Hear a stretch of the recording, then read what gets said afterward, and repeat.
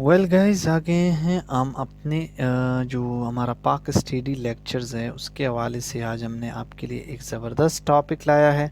Topic को ज़रूर देखिएगा, एंड तक देखिएगा। मैं आपको बार बार कह रहा हूँ कि मेरी वीडियोस को एंड तक देखोगे तभी आप जो है ना कुछ हासिल कर सकोगे, अदरवाइज़ आपको कुछ नहीं फ़ायदा मिलेगा। अगर आपने थोड़ी देर के लिए वीडियो देखा, आपने उसे छोड़ दिया तो आपको कुछ फ़ायदा नहीं होगा।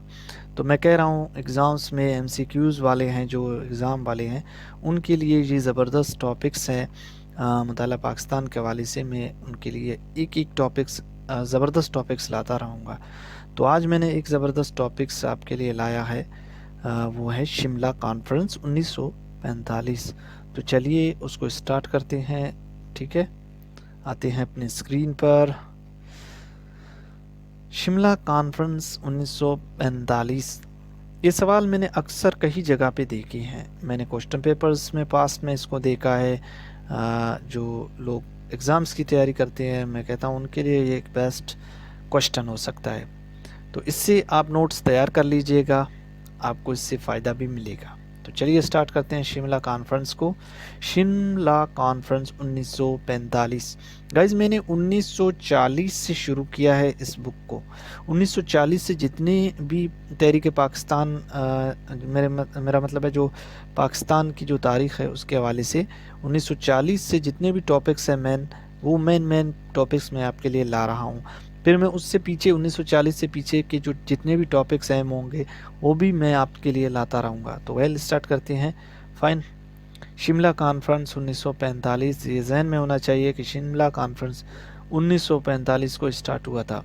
और क्रिप्स मिशन कब हुआ था? 1942 में। कुछ याद है कि पीछे हमने क्या पढ़ा था?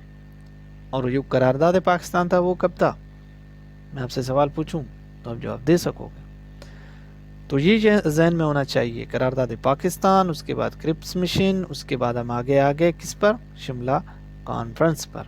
उससे पीछे थे मुस्लिम लीग।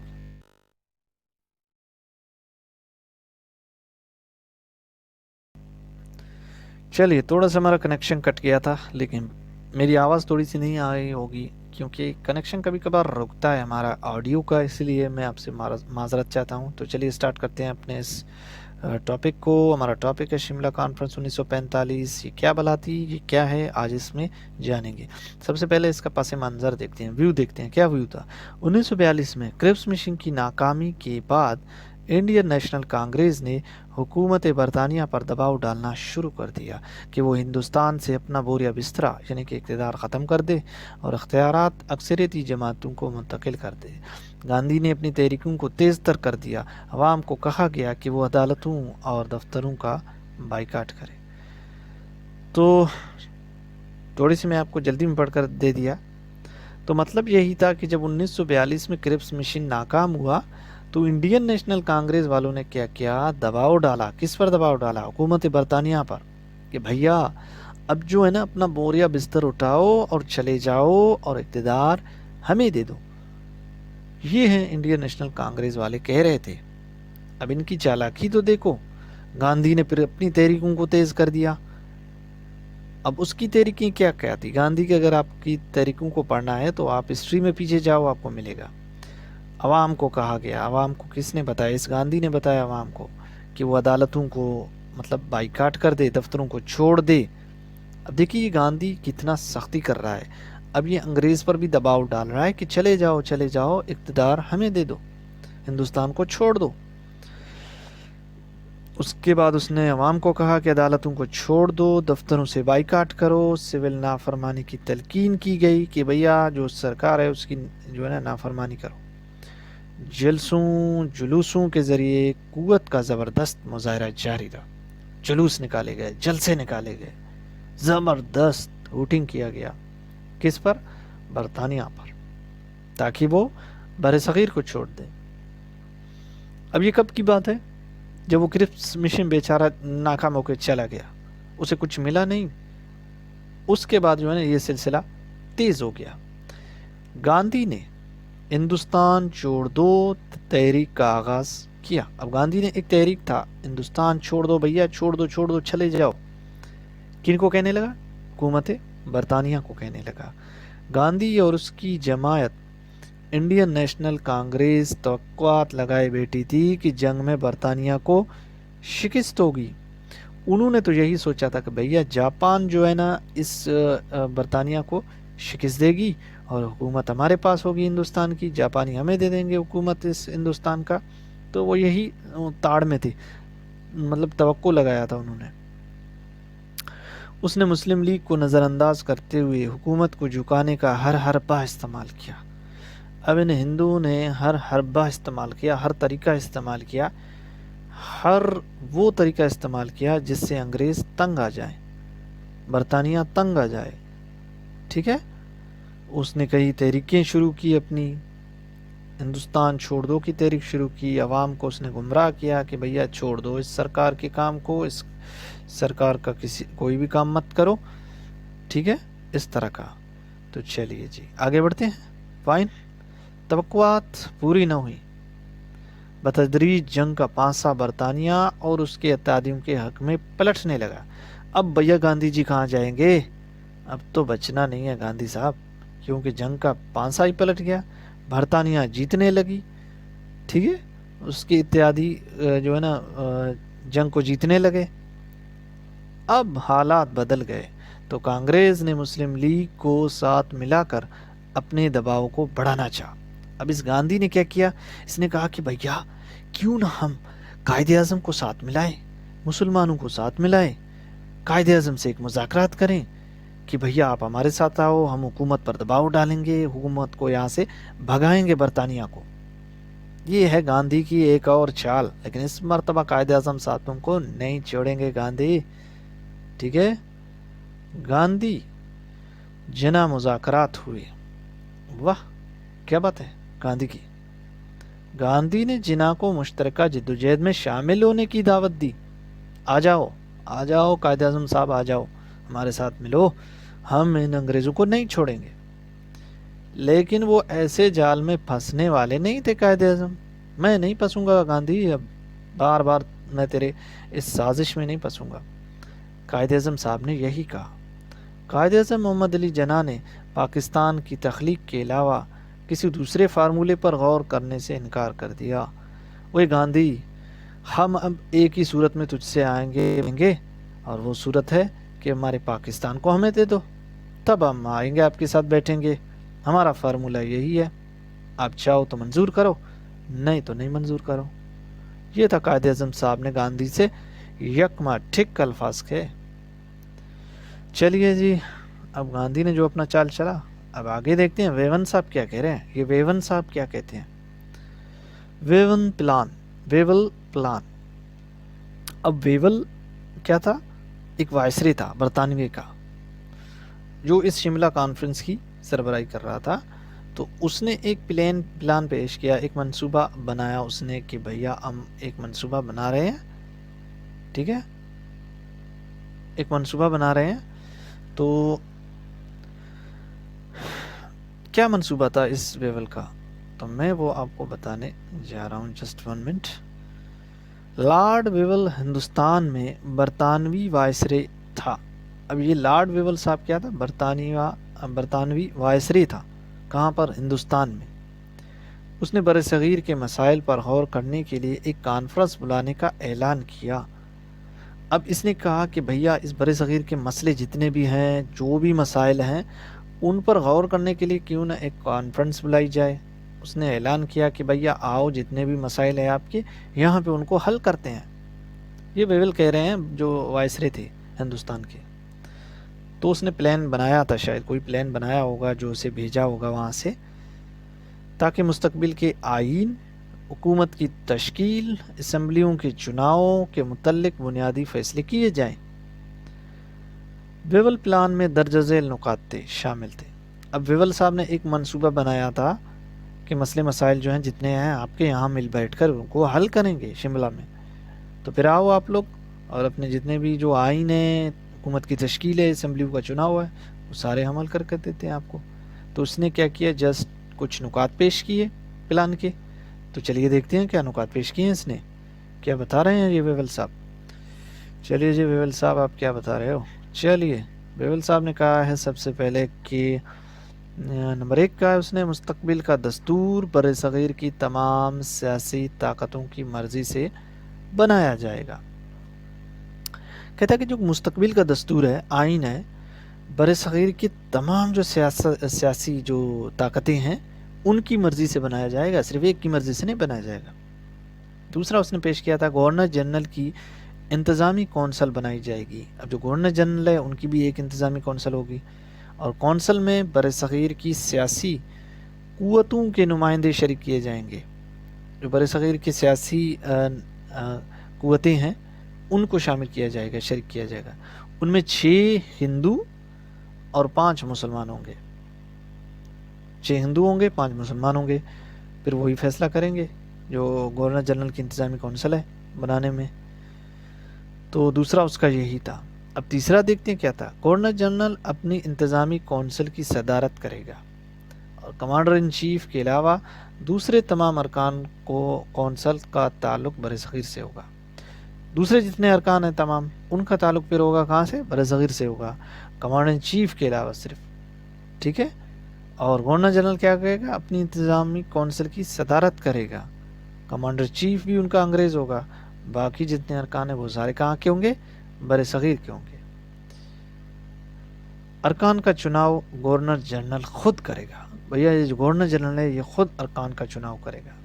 ये तीसरी उसकी शर्त थी। अब चौथी शर्त क्या थी उसकी, मरकज़ में इंतज़ामी कौंसल को तश्कील देने के बाद तमाम सूबों में भी इंतज़ामी कौंसलें मुनज़्ज़म की जाएंगी। मरकज़ी जो इंतज़ामी कौंसल था यानी कि सेंट्रल जो उसका एडमिनिस्ट्रेटिव था वहाँ को उसको तश्कील देने के लिए क्या किया जाएगा, तमाम सूबों को भी इंतज़ामी कौंसल, जो तमाम जितने भी सूबे हैं उनको उनकी भी एक इंतज़ामी कौंसल मुनज़्ज़म की जाएगी। तो ये कुछ उसने नुकात पेश किए थे विवल साहब ने। विवल ने एक प्लान पेश किया था, ये 5 चीज़ें उसमें थी, आप इनको नोट करो, ठीक है। अब शिमला कॉन्फ्रेंस का इनकाद कैसे हुआ, ये कैसे इनकाद हुआ, इसका इंतज़ाम कैसे हुआ। तो विवल प्लान पर गौर करने के लिए मुख्तलिफ सियासी जमायतों के अरकान को शिमला कॉन्फ्रेंस में शमूलियत की दावत दी गई। अब तमाम पार्टीज़ को बुलाया गया कि भैया आओ देखो इस विवल साहब ने क्या प्लान पेश किया है, इसको ज़रा देखो तो सही, क्या हमारे हक में है या नहीं। कॉन्फ्रेंस 1945 में सियत अफ़ज़ा मकाम शिमला में बुलाई गई क्योंकि गर्मी ज़्यादा थी तो ठंडे मकाम की तरफ वो लोग गए और वहाँ पे उसे जो है ना उस कॉन्फ्रेंस को रखा गया। इसमें शरीक होने वाले अरकान ये थे। अब इस कॉन्फ्रेंस में शरीक होने वाले जो अरकान थे वो कौन कौन से थे, चलिए इनके नाम देखते हैं। तो सबसे पहले आता कांग्रेस। पहले तो कांग्रेस में से कौन थे, पंडित नेहरू, अबुल कलाम आज़ाद, बलदेव सिंह, ये बड़े रहनुमा थे कांग्रेस की। अब मुस्लिम लीग के कौन थे, कायद आज़म थे लियाकत अली ख़ान, सरदार अब्दुल रब निश्तर। फिर तमाम सूबों के वज़राए आला भी थे, जितने वज़रा आला थे सूबों के वो सारे थे। यूनिसिस्ट पार्टी और दीगर पार्टियों के नुमाइंदे भी शामिल थे, इसमें शरीक थे। तो कौन कौन थे, कांग्रेस में से पंडित नेहरू, अबुल कलाम आज़ाद, बलदेव सिंह। मुस्लिम लीग में से कौन, कायद आज़म लियाकत अली ख़ान, अब्दुल रब निश्तर। यूनिसिस्ट पार्टी और दीगर दूसरे पार्टी थे, तमाम सूबाई वज़राए आला थे इस कॉन्फ्रेंस में शरीक थे। तो चलिए शिमला कॉन्फ्रेंस की नाकामी क्यों, ये कॉन्फ्रेंस नाकाम क्यों हो गया, किस वजह से नाकाम हुआ, तो इसकी नाकामी की वजह क्या थी, तो चलिए वो भी देखते हैं। मेन पॉइंट है इसका इनकाद कहाँ हुआ, ये नोट करना है आपको, ठीक है। शिमला में हुआ था और इसमें कौन कौन से पार्टीज शामिल थे, कौन कौन से लोग शामिल थे, वो भी आपको नोट करना है। तो विवल प्लान कौन था और उसने क्या जो है ना तजावीज़ पेश किए थे, मतलब क्या प्लान पेश किया था उसने, इसीलिए उसे विवल प्लान कहते हैं। बड़ी तवक्कुआत के साथ तमाम मंदूबीन ने शिमला कॉन्फ्रेंस में शिरकत की, तमाम उम्मीदों के साथ उन्होंने शिरकत की। कांग्रेस खुश थी कि उसे हुकूमत साजी का मौका मिलने वाला था। कांग्रेस तो बहुत खुश था कि भैया हुकूमत जो है ना हमें मिलेगी, क्योंकि हम क्या हैं, अक्सरियत में ज़्यादा है। अलबत्ता उसने कॉन्फ्रेंस में शिरकत से पहले ही वजाहत कर दी کیا وضاحت کر دی کہ وہ برصغیر کی تقسیم کے کسی فارمولے کو نہیں مانیں گے۔ اب جو تقسیم والا قائد اعظم صاحب نے اسے کہا تھا، یہ بات کو اپنے ذہن میں اس نے بٹھایا کہ بھیا اب تقسیم نہیں ہوگا، برصغیر تقسیم نہیں ہوگا۔ یہ کانگریس کے جو رہنما تھے اس نے کہا تھا۔ حکومت سازی پر گفتگو کا آغاز ہوا، 5 مسلمان وزراء کی نامزدگی کا مسئلہ پیش ہوا۔ تو قائد اعظم کا موقف تھا کہ 5واں مسلم وزراء کو مسلم لیگ نامزد کرے گی۔ 4 تو مسلمان تھے، اب 5ویں مسلمان پر جنگ چھڑ گئی کہ بھیا قائد اعظم نے کہا تھا کہ قائد اعظم کا جو موقف تھا کہ اس نے کہا تھا کہ مسلم لیگ کا ہی ایک مسلم رہنما نامزد ہوگا۔ تو اس پر لڑائی جھگڑا شروع ہوا۔ کانگریس چاہتی تھی کہ ایک مسلمان نشست اسے ملے، کانگریس یہی چاہتی تھی کہ ایک مسلمان نشست ہمیں ملے اور اس پر ابوالکلام آزاد کا تقرر ہو۔ قائد اعظم ڈٹ گئے، نہیں بھائی نہیں ایسا نہیں ہوگا، بس مسلم لیگ کا ہی ایک جو ہے نا نامزد کیا جائے گا ارکان۔ تو کانگریس یہی چاہتی تھی کہ بھیا ایک مسلمانوں کی ایک نشست ہمیں بھی ملے، لیکن ایسا نہیں تھا، قائد اعظم ایسے نہیں چاہ رہے تھے۔ قائد اعظم ڈٹ گئے کیونکہ وہ صرف اور صرف مسلم لیگ کو مسلمانوں کی واحد نمائندہ جماعت منوانا چاہتے تھے۔ وہ تو یہی چاہتے تھے کہ مسلم لیگ ہی مسلمانوں کی جماعت ہے، تو انہی میں سے ہی جو ہے نا 5واں ممبر ہوگا۔ وائسرے نے ابوالکلام آزاد کی بجائے پنجاب کے وزیر اعلیٰ اور یونینسٹ پارٹی کے سربراہ ملک خضر حیات کی نامزدگی پر کیا کیا؟ قائد اعظم کو راضی کرنا چاہا کہ قائد اعظم صاحب اگر آپ ابوالکلام آزاد کو نہیں چاہتے، کانگریس کو نہیں چاہتے، تو کیا کرو آپ، ہم جو ہے نا وزیر اعلیٰ جو خضر حیات ہے اس کو نامزد کرے۔ تو قائد اعظم اس پر بھی راضی نہیں ہوئے، وہ اپنے موقف پر قائم رہے کہ نہیں مجھے خضر حیات بھی نہیں چاہیے، مجھے چاہیے تو صرف اور صرف مسلم لیگ میں سے ہی چاہیے۔ وہ چاہتے تھے کہ حکومت اور کانگریس صرف مسلم لیگ کو مسلمانوں کی نمائندگی کا حقدار مان لے۔ قائد اعظم تو یہی چاہتے تھے کہ بھیا ہوگا تو مسلم لیگ کا ہوگا ورنہ کوئی نہیں ہوگا۔ تینوں فریق متفق نہ ہو سکے، نہ تو ویول صاحب متفق ہوئے، نہ کانگریس متفق ہوا، نہ مسلم لیگ متفق ہوا، اور شملہ کانفرنس کوئی نتیجہ اخذ کیے بغیر ختم ہوا۔ چلو بھائی چھوڑ دو، گم کرو اسے، کیونکہ یہ مسئلہ حل نہیں ہوا اور ایسے کا ایسا ہی رہ گیا۔ اب آگے دیکھتے ہیں کہ کانفرنس کی ناکامی کا ذمہ دار کون تھا۔ اب دیکھو اس کا ذمہ دار کون تھا، کیا مسلم لیگ تھا یا کانگریس تھا یا ویول صاحب خود تھے؟ دیکھتے ہیں کیا کہتے ہیں۔ کانفرنس کی ناکامی کا ذمہ دار کون تھا؟ یہ آتا ہے کانگریس نے قائد اعظم کو شملہ کانفرنس کی ناکامی کا ذمہ دار ٹھہرایا۔ اب کانگریس کہتے تھے بھیا قائد اعظم نے جو ہے نا اس کانفرنس کو خراب کیا، پوری کی پوری ذمہ داری ناکامی کی اس قائد اعظم پہ جاتا ہے۔ تو ویول نے بھی قائد اعظم کے بے لچک رویے کو تنقید کی کہ قائد اعظم صاحب نے جو الفاظ کہے وہ تنقید والے تھے۔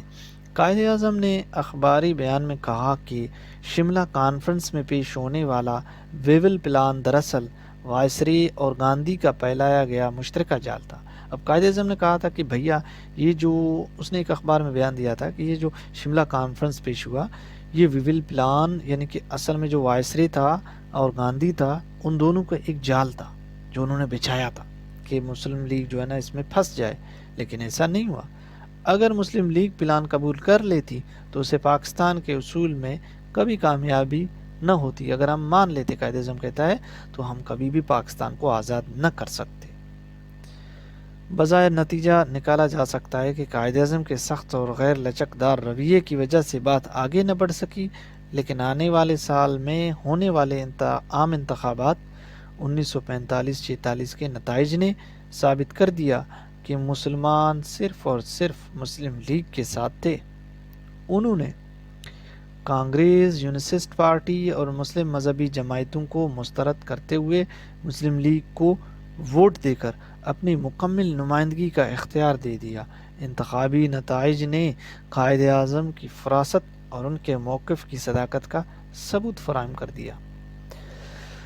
اب بھیا بات آ گئی 1945 اور 46 کے نتائج پر پہنچ گیا۔ یہی ثابت کریں گے کہ اصل مسلم لیگ جو ہے نا وہ کیا ہے، مسلمان صرف اور صرف مسلم لیگ کے ہی ساتھ تھے. سارے پارٹی جتنے بھی تھے، کانگریس، یونیسس پارٹی، مسلم مذہبی جماعتوں کو انہوں نے کیا کیا، مسترد کرتے ہوئے مسلم لیگ کو ووٹ دیا.